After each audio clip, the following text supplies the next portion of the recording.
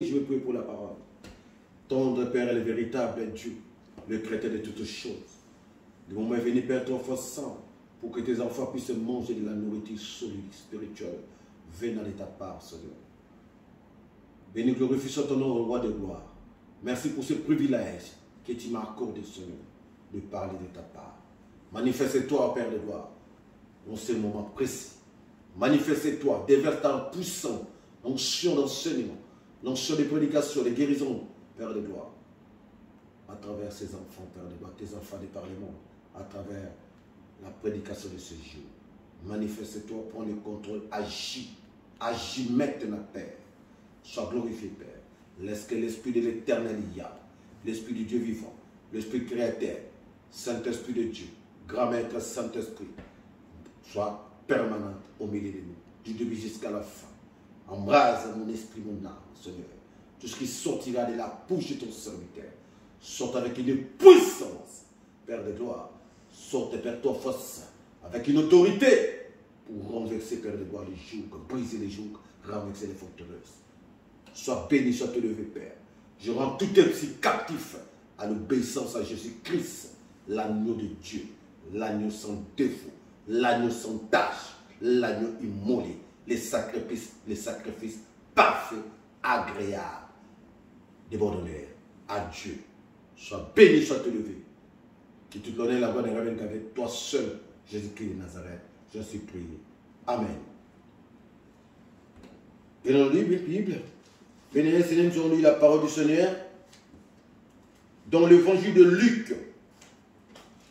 Évangile de Luc, chapitre. Évangile de Luc, chapitre 10, verset 38 à 42. Luc, chapitre 10, verset 38 à 42. Je lis la parole au nom du roi Jésus-Christ de Nazareth. Comme il faisait route, il entra dans un village et une femme nommée Marthe le reçut dans sa maison. Celle-ci avait une sœur appelée Marie qui s'étant assise aux pieds du Seigneur écoutait sa parole. Marthe, elle, était débordée par de multiples soins du service. Intervenant, elle dit, Seigneur, cela n'était fait rien que ma sœur me laisse servir toute seule. Toute seule. Dieu lui donne de m'aider. Mais le Seigneur lui répondit, Marthe, Marthe, tu te soucies et t'agites pour beaucoup de choses. Pourtant, il en faut peu. Une seule mère, c'est Marie qui a choisi la bonne part. Elle ne lui sera pas enlevée. Parole du Seigneur. Est-ce qu'on voit quand même la parole du roi des rois? Béni le Seigneur, notre message de ce jour a pour thème la bonne part. Notre message de ce jour a pour thème la bonne part. Le Seigneur Jésus-Christ, à l'approche de son avènement ou de son enlèvement, il a pris la décision de remonter à Jérusalem. En faisant chemin, il avait choisi ses disciples qui étaient au départ au nombre de 72. Le Seigneur Jésus leur a donné la mission et les instructions formelles en leur disant ceci. Il les a envoyés deux par deux en leur disant allez dans la nation auprès des brebis égarées d'Israël. Allez leur prêcher la bonne nouvelle. Guérissez les malades. Priez pour les malades.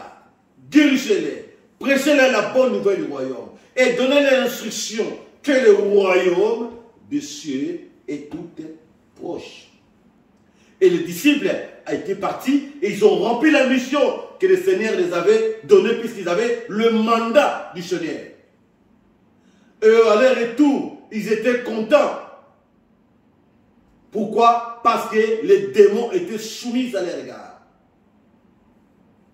et les ont été obéissants. Et le Seigneur leur répondit, je voyais Satan tomber comme un éclair du ciel. Je voyais Satan tomber du ciel comme un éclair. Voici, je vous ai donné le pouvoir de marcher sur les scorpions, sur les serpents, sur toutes les puissances de l'ennemi. Et rien ne pourra vous nuire. C'est la parole que le Seigneur disait à ses disciples. Cependant, écoutez bien, cependant, ne vous réjouissez pas parce que les démons vous ont été soumis. Ne vous réjouissez pas parce que vous avez chassé les démons et ils vous avez pris autorité sur eux. Mais réjouissez-vous parce que vos noms sont écrits dans les livres des vies. C'était ça le principal et l'essentiel. Après cela, le Seigneur continua son chemin et rentra dans un village appelé Béthanie, où il y avait une sœur nommée Marthe, et il avait sa sœur qu'on appelle Marie. C'était le frère des deux sœurs de Lazare. Lazare, c'est le frère que Jésus-Christ avait ressuscité après 4 jours dans le tombeau. Et Marie, si vous vous rappelez, c'est celle qui avait oué les parfums, qui avait mis les parfums dans les pieds du Seigneur et avait essuyé avec ses pieds. Et ils ont reçu le Seigneur et Marthe était à la cuisine en train de préparer les épices, faire tout pour que le Seigneur puisse manger. Tandis que sa sœur, Marie, était au pied du Seigneur, en train d'en prendre, écouter les enseignements du Seigneur. Si vous vous rappelez bien, bien aimé dans le Seigneur, autrefois le Seigneur Jésus-Christ, quand il était avec la femme samaritaine, quand ses disciples ont ramené de la nourriture pour qu'ils mangent, qu'est-ce que le Seigneur avait répondu? J'ai à manger une nourriture que vous ne connaissez pas, c'est de faire le travail que mon frère m'avait envoyé. Alors, ces deux femmes symbolisent, représentent deux modes de vie. La vie du travail et la vie du repos. La vie du monde présent et la vie du monde à venir. Marthe est l'image ou représente la vie de ce monde actuel, tandis que sa sœur Marie, la vie représente la vie du monde à venir. Marthe représente la vie du monde, la vie des souffrances, la vie des soucis, la vie des inquiétudes, tandis que sa sœur Marie représente la vie de la béatitude, la vie de la joie et la vie du repos. Ces deux femmes représentent deux formes de vie. Nous devons savoir une chose, bien-aimés dans le Seigneur. C'est bien de travailler. Ce n'est pas mauvais. Nous devons travailler pour subvenir à nos besoins quotidiens. Nous devons travailler pour nourrir nos corps, puisque le Seigneur avait donné la recommandation, lui-même il a travaillé. Adam, que tu mangeras la sueur de ton front. C'est bien de travailler pour notre corps, charnel et mortel, mais aussi, ce qui est important, ce qui est plus important, nous devons aussi travailler pour notre corps spirituel. Bon nombre d'entre nous travaillent pour le monde présent, se soucient pour le monde présent, se poumonnent pour le monde présent, épargnent pour le monde présent, mais j'oublie de travailler pour le monde à venir. Le monde à venir, c'est le monde de repos. Le monde à venir, c'est le royaume de cieux. Amen. Nous devons savoir une chose, bien aimée de Seigneur. Si il y a la retraite dans ce monde, c'est qu'il y a aussi une retraite spirituelle. Nous travaillons aujourd'hui pour avoir une bonne retraite. D'autres mères épargnent parce que la retraite qu'ils vont avoir, ça ne va pas leur suffire. Ils épargnent, ils investissent dans d'autres domaines, dans l'immobilier. Nous les voyons ici en Occident, par nos frères blancs. Ils investissent dans d'autres domaines, parce que quand ils seront se mettre, ils seront en retraite, et que ça soit ce revenu qui vont engendrer, qui vont commencer à entrer, que ça soit, comment ça s'appelle, qui viennent en secours ou secourir, seconder la retraite actuelle. C'est pas mauvais. Mais est-ce que nous avons pensé, en tant qu'enfants de Dieu, à notre retraite spirituelle? Puisqu'il y a la retraite physique, visible que nous voyons, mais il y a aussi la retraite spirituelle. Alors nous devons travailler pour notre retraite spirituelle. Nous devons travailler pour notre avenir spirituel. C'est bien de travailler sur ce monde actuel. C'est bien de se poumonner. Mais nous devons connaître et savoir quelle est la bonne part. Quel est l'essentiel. Comme le Seigneur avait dit à ses disciples, ne soyez pas dans la joie parce que les démons vous ont été soumis. Étant serviteurs de Dieu, étant disciples de Christ, nous ne devons pas nous réjouir parce que nous parlons en langue. Nous ne devons pas nous réjouir parce que nous chassons les démons au nom de notre Seigneur Jésus-Christ de Nazareth. Nous ne devons pas nous réjouir parce que nous déposons les malades, les malades sont guéris, c'est bien. Nous ne devons pas nous réjouir parce que nous avons des visions, des révélations, nous prophétisons. Non, nous prêchons la bonne nouvelle. Ce n'est pas mauvais, c'est bien. Mais nous devons nous réjouir, nous devons être dans la joie parce que nos noms sont écrits dans le livre de vie. Et c'est là, personne ne peut l'enlever. Personne ne peut lui monter. Ça, personne ne peut l'enlever. Ça reste d'éternité en éternité. La bonne part. Quelle est la bonne part dans ta vie, mon frère, ma soeur? Il y a la bonne part qui existe. Bien-aimé dans le Seigneur, dans ce temps dernier, le Seigneur autrefois avait dit à ses disciples, travaillez pendant qu'il fait jour, la nuit vient, où personne ne pourra plus travailler. Dans ce contexte-là, le Seigneur parlait à ses disciples parce que le jour de son avènement était proche. Et qu'on devait l'arrêter et le mettre et le crucifier. Et de nos jours, nous devons travailler. Pourquoi? Parce que la nuit approche. Une fois que le Saint-Esprit est enlevé, le monde sera dans les ténèbres. Tu ne pourras plus travailler. Le travail dont on parle, le Seigneur nous demande, c'est le travail de l'âme, le travail de l'esprit. Comment tu dois faire travailler ton âme et ton esprit? C'est en faisant l'exercice de méditer la parole de Dieu, jours et nuits. C'est la recommandation que nous annonçait. Méditer la parole de Dieu, jours et nuits. C'est dans la prière, c'est dans le jeûne que nous allons faire nourrir notre corps spirituel. L'avenir spirituel, notre avenir spirituel, nous n'allons pas le préparer dans les tombeaux. Nous n'allons pas le préparer, ça se prépare maintenant. D'un côté, tu prépares ta vie, tu prépares, tu travailles pour tes besoins quotidiens, tu travailles pour subvenir à tes besoins, tu travailles pour ta vie actuelle, pour ton corps terrestre. Tu devons aussi travailler, tu dois aussi travailler pour ton corps spirituel, pour ta retraite spirituelle. C'est important, bien aimé dans le Seigneur.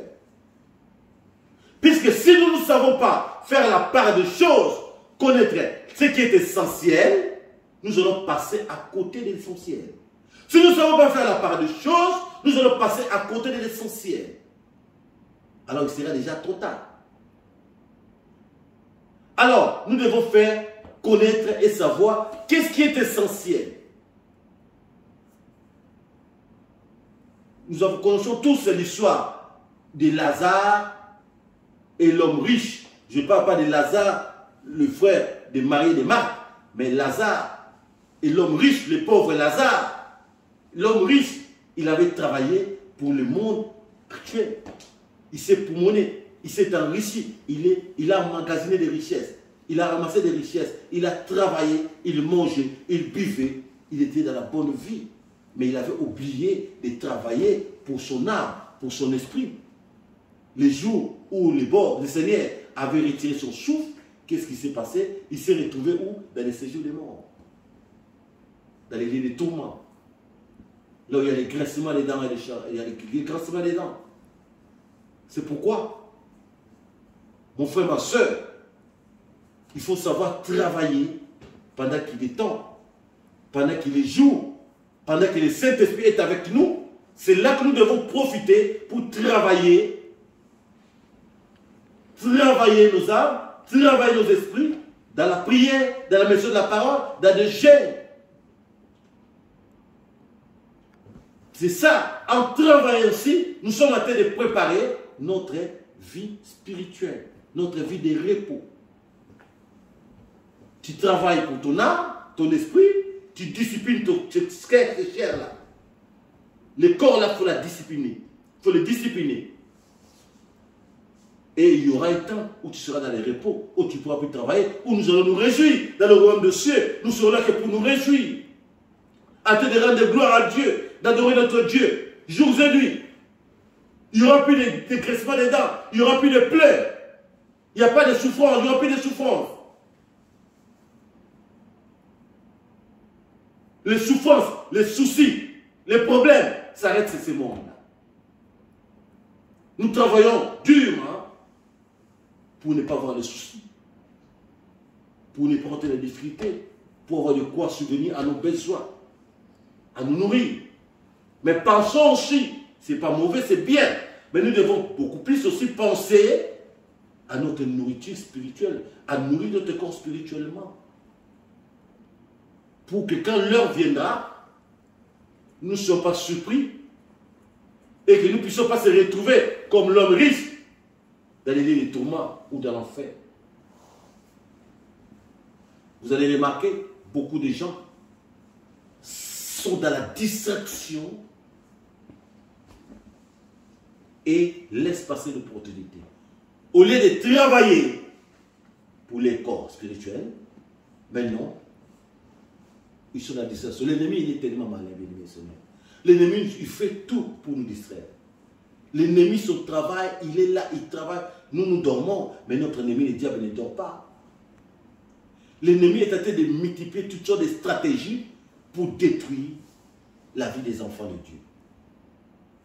L'ennemi est multiplié, et aujourd'hui, il a mis les réseaux sociaux. Il sait que c'est ça pour avoir ces gens, pour avoir les humains.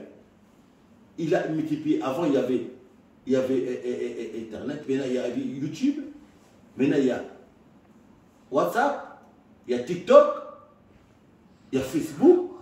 Tout ça pour mettre les gens dans la distraction. Vous avez remarqué une personne avec son portable rester 2 heures sur TikTok, regarder des bêtises à TikTok, mais au lieu de lire la Bible, il prend la Bible et commence à lire, et 5 minutes il commence à dormir, à somnoler. Il est incapable de lire même la Bible de 5 minutes.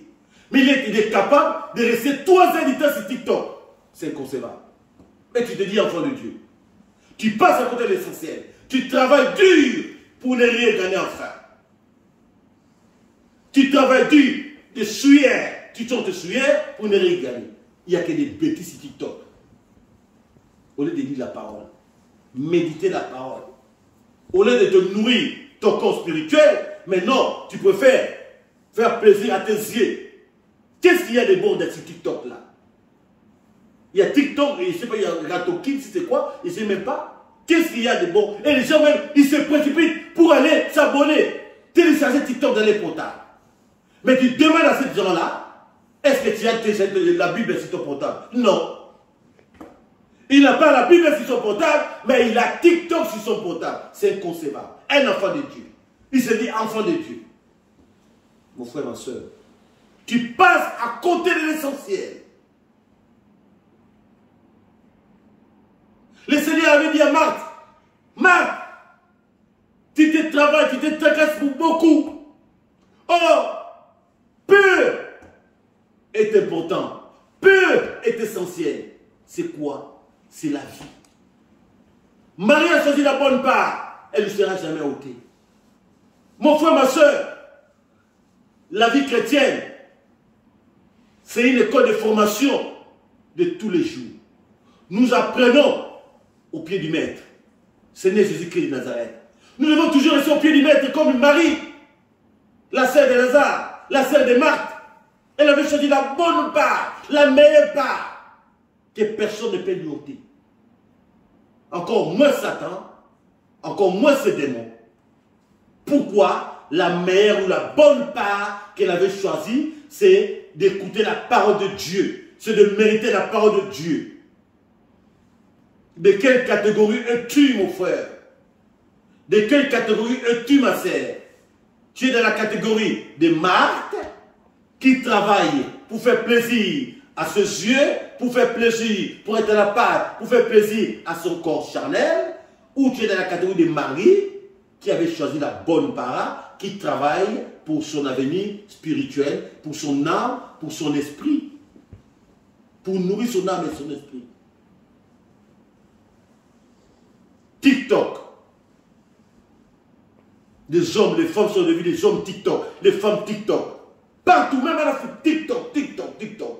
Mais TikTok, c'était quand tu tapes à la porte, maintenant c'est devenu un site.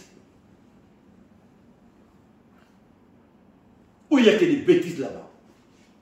Les gens racontent tout de n'importe quoi. Et d'autres même vont s'abonner. Bien aimé le Seigneur, vous savez, le diable est en train de jouer avec nous. Ce c'est rien. Tu prends ton téléphone, tu vas t'abonner sur TikTok. Oh, j'ai tant d'abonnés sur TikTok. À quoi cela va te servir? Facebook. Ils sont devenus des spécialistes de Facebook. Ce n'est pas mauvais, mais il faut faire la part des choses.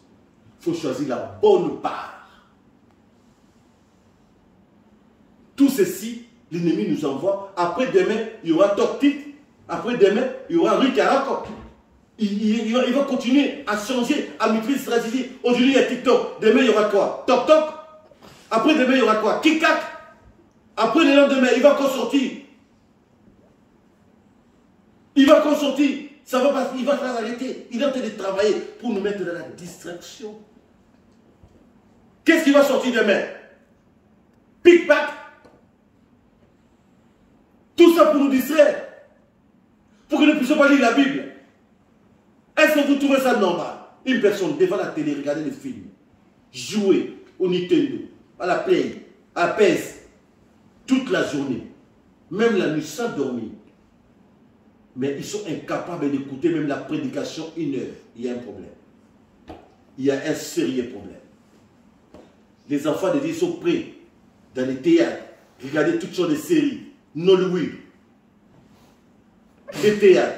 Mais ils sont incapables de rester 1 heure à la présence du Seigneur.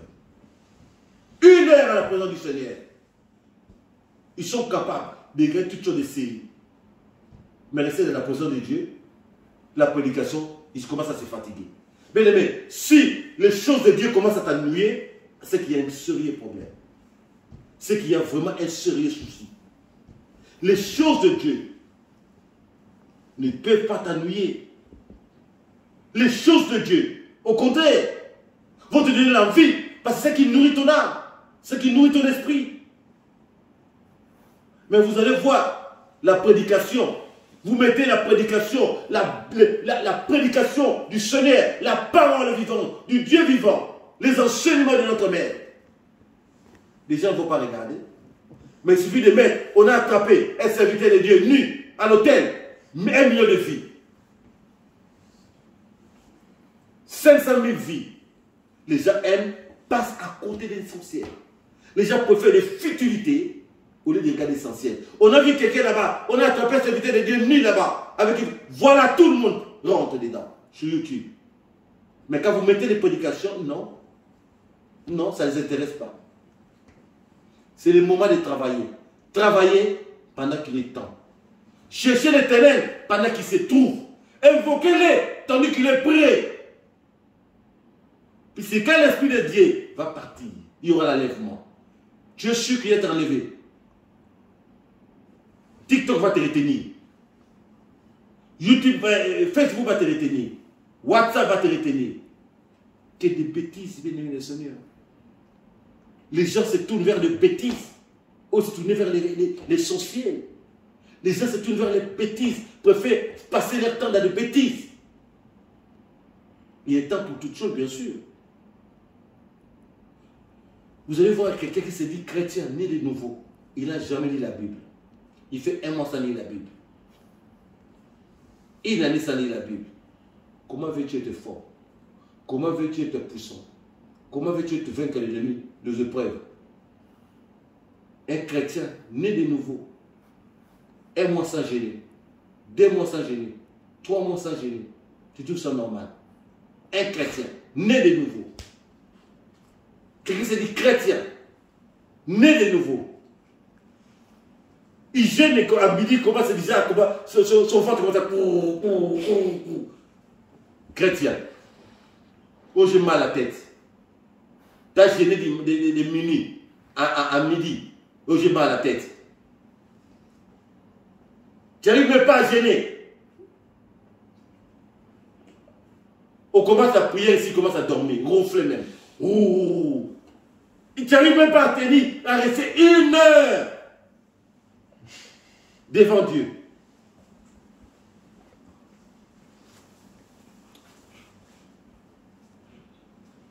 Pour écouter la parole.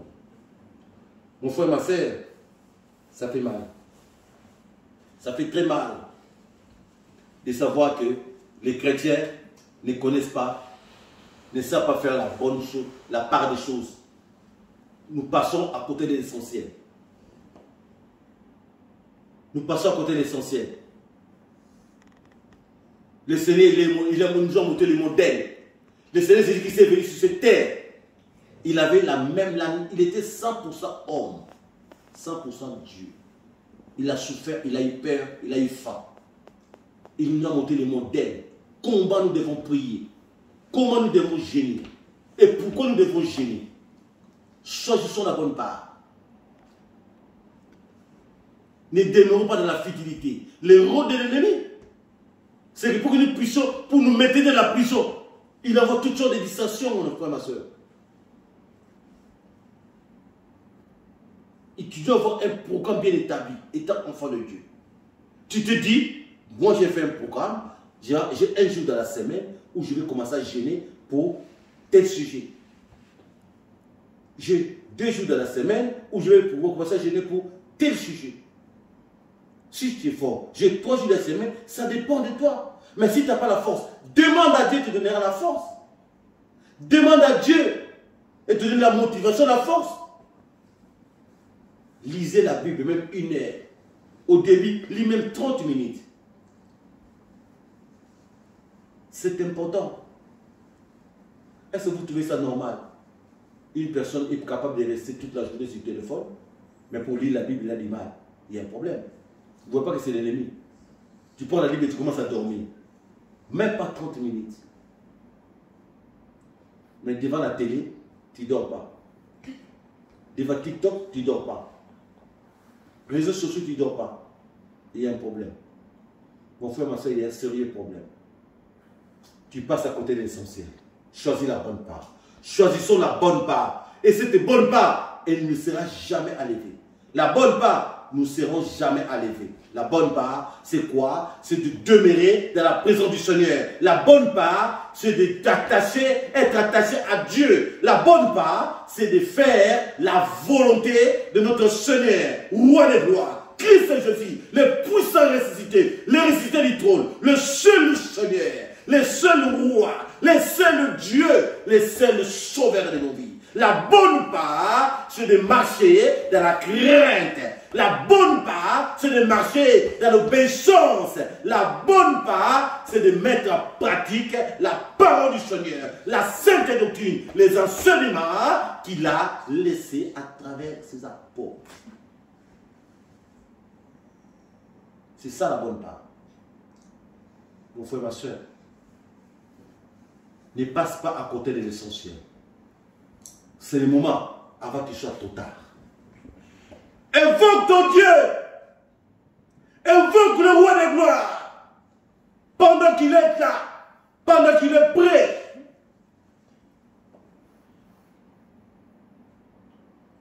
La nuit arrive.